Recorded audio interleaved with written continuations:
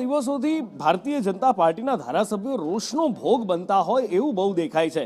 ગઈકાલે જ ખેડાના ધારાસભ્યોને અમે પૂછ્યું હતું પણ એમનું કહેવું હતું કે હું કંઈ રોષનો ભોગ નથી બન્યો, જો કે સ્વીકારે કોણ। પણ વધુ એક ઘટના આવી સામે આવી છે ને આ વખતે સૌરાષ્ટ્રમાંથી આ ખબર સામે આવી છે કે જ્યાં ધારાસભ્ય રોષનો ભોગ બનવું પડ્યું। વાત છે જીતુ વાઘાણીની કે ભાવનગરમાં જીતુ વાઘાણી સ્થાનિકો ત્યાં પહોંચી ગયા હતા અને પાણી મુદ્દે જીતુ વાઘાણીને ઘેરી લીધા હતા, કારણ કે પાણીની સમસ્યા ઠેર ઠેર મોઢું ફાડી રહી છે। એક કાર્યક્રમ હતો વાઘાણીનો અને એમાં સ્થાનિકો રજૂઆત કરવા માટે પહોંચી ગયા હતા। પેલી જલ સે નલ વાળી ચકલી તો બધે જ નાખી દીધી છે, પણ એ ચકલી ખોલતા હવા પણ નથી આવતી એવું સ્થાનિકોનું કહેવું છે। તો પાણી તો દૂરની વાત છે ને આવા ઉનાળામાં આવી કાળઝાળ ગરમીમાં જો પાણી ન મળે તો લોકો જાય ક્યાં? સ્વાભાવિક છે એમના જનપ્રતિનિધિને જ રજૂઆત કરે।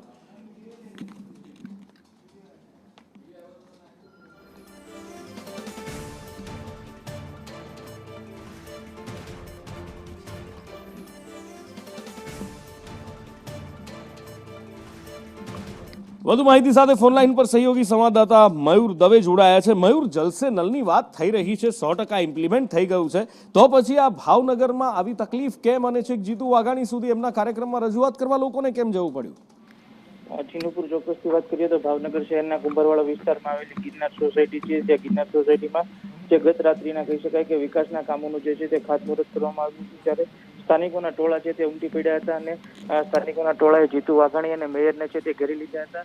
કહી શકાય છે કે સ્થાનિકોની એક જ માંગ હતી કે છેલ્લા 1 વર્ષથી પીવાના પાણીની જે સમસ્યા છે તે રહી છે, આ ઉપરાંત ડ્રેનેજની સમસ્યા છે, આ ઉપરાંત જે પ્રાથમિક સુવિધાઓનો અભાવ છે તે અભાવને લઈને આજે તે જીતુ વાઘાણી અને મેયરને છે તે ઘેરવામાં આવ્યા હતા। ત્યારે કહી શકાય છે કે મનપા દ્વારા જે પ્રકારના ટેક્સ વસૂલવામાં આવે છે, પરંતુ સુવિધાઓના નામે જે મીઠું જે ચાલી રહ્યું છે, ત્યારે આ જે સ્થાનિકો છે તેમનો રોષ છે તેને ધારાસભ્ય અને મેયરને ઘેરીને આક્રોશ વ્યક્ત કર્યો હતો।